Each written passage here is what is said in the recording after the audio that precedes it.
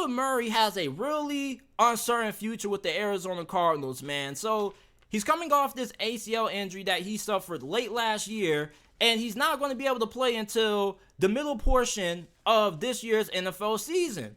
And the Arizona Cardinals are expected to be the worst team in the NFL this year. Most people expect them to have the number 1 overall pick, and depending on how the Houston Texans season goes, they could have a top 5 or a top 10 pick also to go along with the number 1 overall selection. And with them projected to have the number 1 overall pick, you look at Caleb Williams and the fact that he's coming off a fantastic season with USC, and most people feel like he's going to be the best quarterback prospect to come out since Patrick Mahomes. And for Arizona, you got a new regime. You got a new general manager in Monte Austinford. You got a new head coach in Jonathan Gannon. These guys were not here when Arizona drafted Kyler Murray.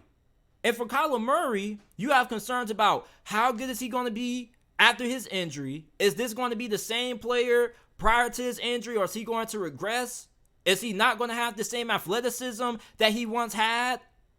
Because his athleticism, his ability to roll outside the pocket, extend plays, and being able to make dynamic plays with his legs is what made Kyler Murray so good for the couple of seasons that he was a Pro Bowl caliber QB prior to last year. So if a little bit of that athleticism is gone, how good is Kyler Murray going to be as a quarterback for the Arizona Cardinals? Now, you just signed this guy to a large extension last offseason, but if he ends up struggling this year, maybe Arizona could look to trade Kyler Murray.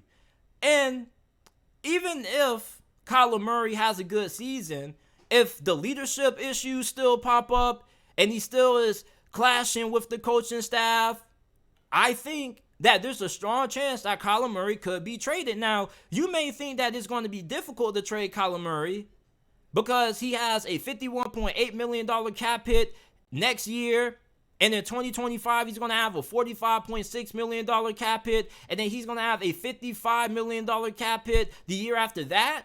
But I think there are going to be plenty of teams out there who are going to be in the bidding for Kyler Murray.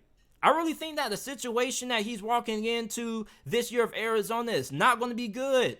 Many Cardinals fans don't have a lot of faith in Jonathan Gannon, even though we haven't seen this guy coach the game yet. I don't really think he has a great coaching staff, and this is one of the worst teams in the NFL. So Kyler Murray is kind of being put in the situation to fail.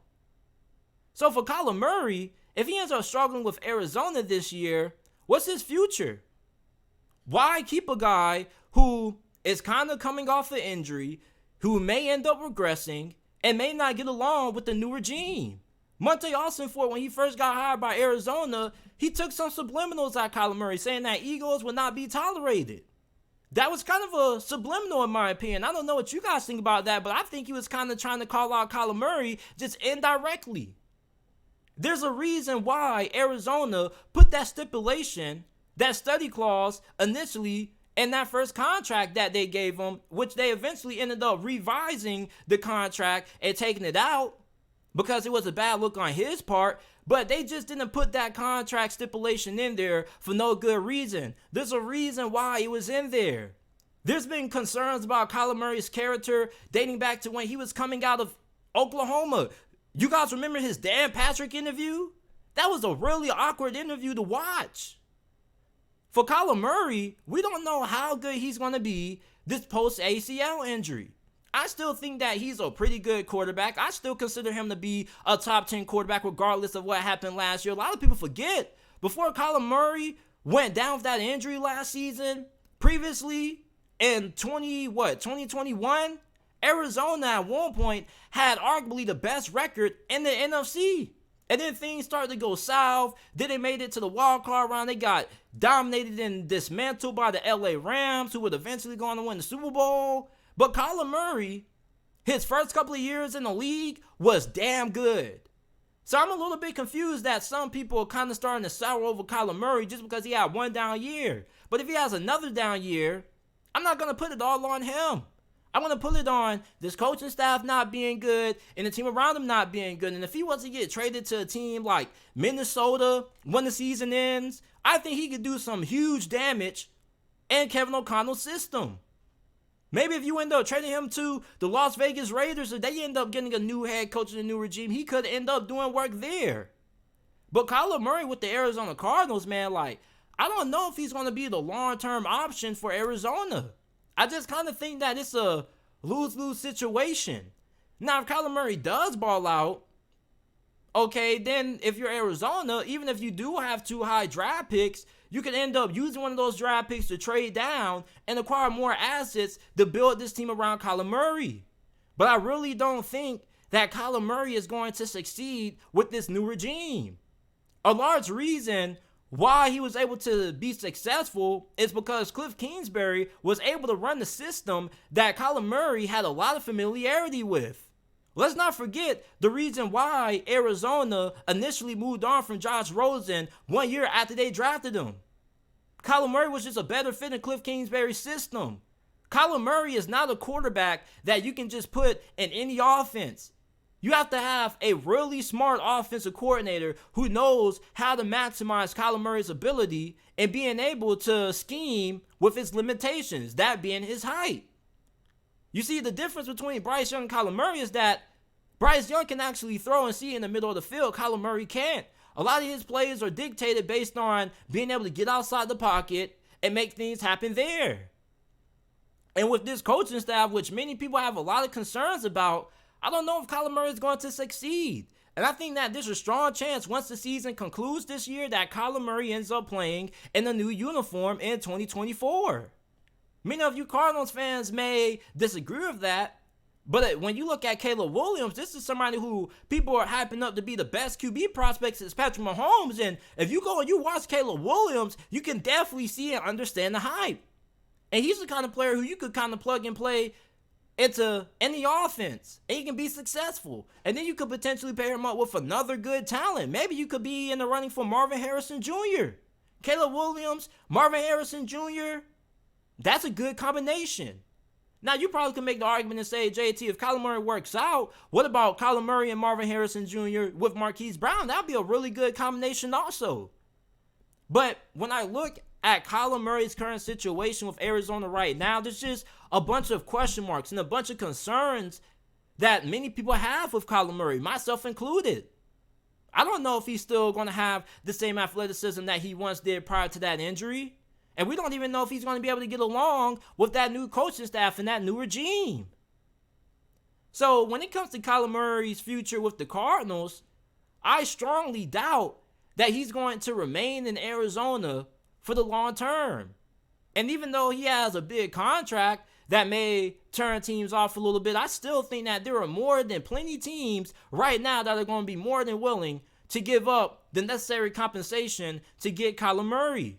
Now, you may not get a Russell Wilson kind of trade package, but you should be able to get at least a first-round pick or two for Kyler Murray. It's not like this dude is a bum. It's not like this guy can't play. Even if he does struggle this season, you should still be able to at least get a first-rounder for him. Let's not forget that this guy coming into the league for his first couple of years was a Pro Bowl caliber QB.